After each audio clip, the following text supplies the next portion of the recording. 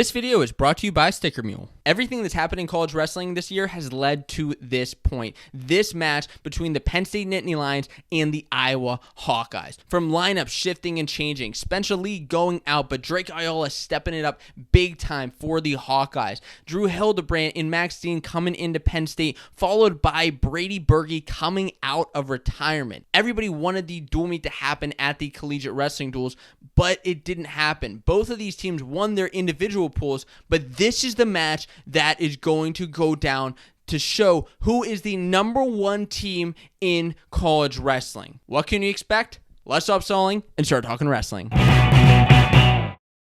What's going on, wrestling fans? My name is Josiah, and welcome to Fanco Wrestling, your source for college wrestling news and discussion. And boy, am I psyched to discuss with you number 1 Penn State versus number 2 Iowa predictions and expectations. Starting off with our lock of the night presented by Sticker Mule. This is the match that I think is just a total lock. There's no way that the score is going to change, that there's going to be an upset. That is at 184 pounds. Aaron Brooks and Abe Assad. I don't think Assad's going to be able to beat Brooks. He didn't do it before when they wrestled, and with the way that Aaron Brooks is looking this season with his win over Miles Amin last week, I think that this is a total lock. Thanks again to Sticker Mule for presenting that. Let's move on to 125 pounds, Drew Hildebrandt and Drake Ayala.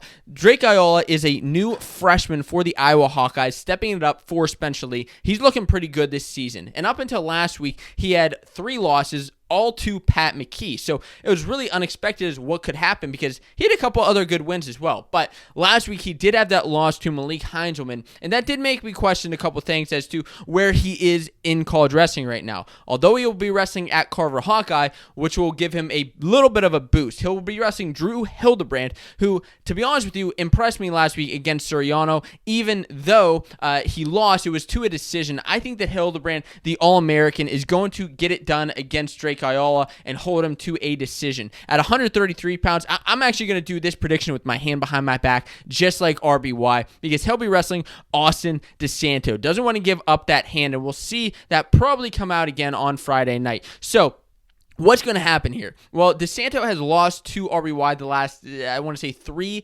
meetings, but he has had victories over Roman Bravo Young. The issue is that every time RBY wrestles DeSanto recently, it's kind of been like jumping levels, and he has jumped levels in the last couple seasons. I think we're going to see that continue. I think that DeSanto has had the more dominant season with all of his tacks, all of his falls, and just the amount of points he scores. Not putting RBYs down at all because he's also a bonus point scorer, and I think that this is going to be a close match, but RBY is ultimately going to get the victory to put Penn State up. Nick Lee and Jaden Eierman at 141.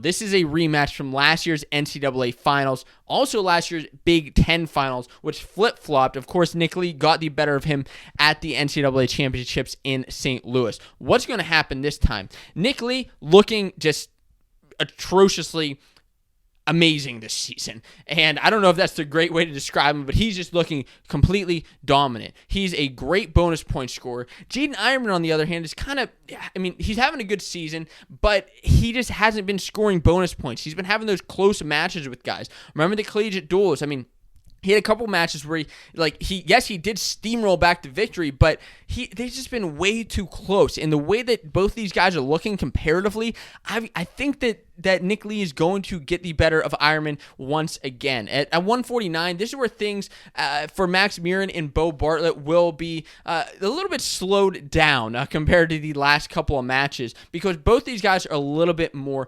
defensive. Bartlett has had some good victories, but Max Murin, he had that close match with Sammy Sasso last year. This is going to come down to a takedown, but Max Murin is going to be looking to get some points on the board for Iowa, and I think he's going to ultimately secure the victory. At 157, I think that Cael may be pulling off something a little bit sneaky this weekend.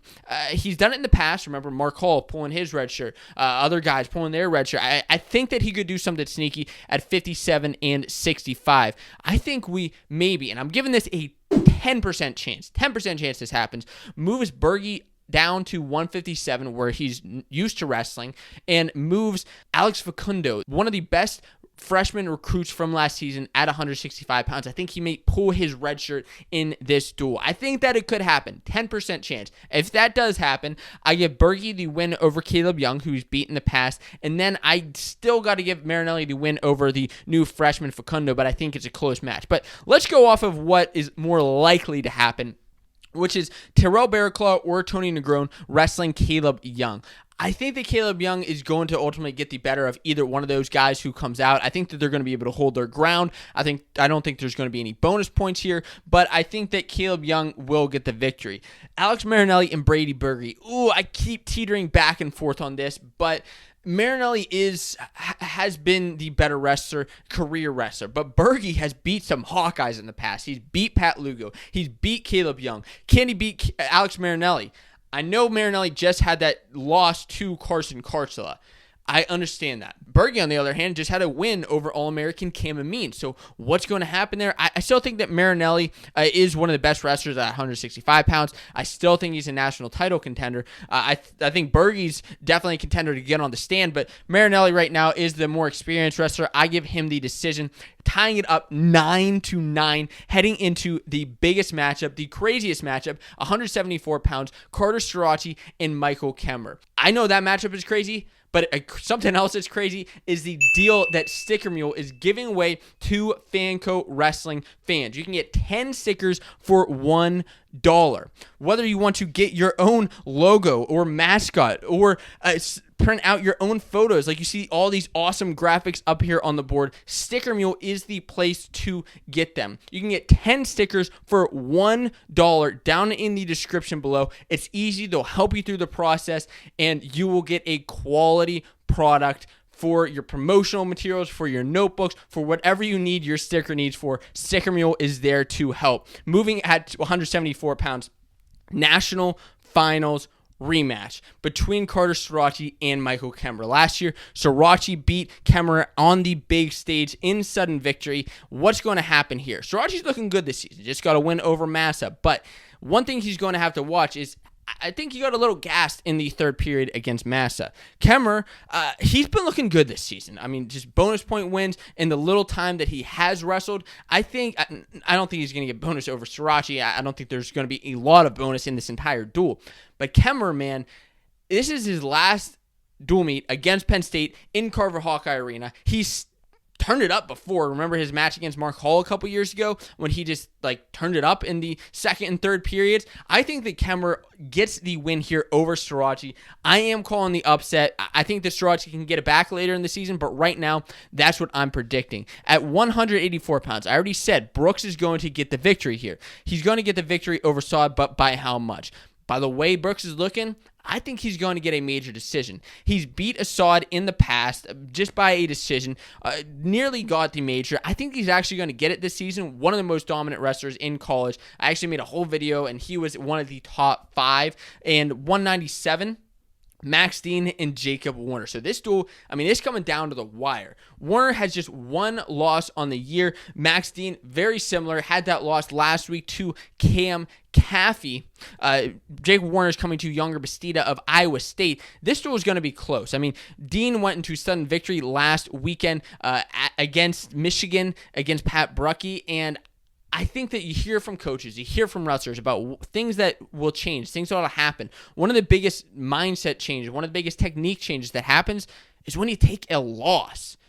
I think we're going to see a new, energized, revitalized Max Dean coming out against Jacob Warner, and I think he's going to get the decision over the Iowa Hawkeye, leading us into 285 pounds. Can Cassioppi get a pin here over Greg Kerkvliet? No, I don't think that's going to happen. He did get the major on Kerkvliet last year, but you know who else got a major over Kerkvliet last year? Mason Paris. And what happened last week? Kerkvliet turned it up. I understand. Both these guys are completely different wrestlers, physiques even, than they were last year. Cassioppi lost some weight, put on some muscle. Kerkvliet put on some weight, put on some muscle. And this will be a different match than it was last year. What happens? I think Kerkvliet comes out firing. I think he gets the win over Anthony Cassioppi, making the dual meet score 19-12. Even if the Hawkeyes pull off a win here, a switch win at 97 or heavyweight, which I don't necessarily see happening, it's still going to be 16-15 in favor of Penn State. That's how I predict that this duel is going to go down. I'd love to hear what you have to say. Who wins, Penn State or Iowa? And make sure you hit that subscribe button if you want to be updated about what happens after the duel and join in the discussion. Not only is it a great way to stay updated on wrestling news and discussion, it's a great way to help support the Fanco Wrestling channel as we continue to grow this great sport of wrestling. Talk to you after the crazy match on Friday night.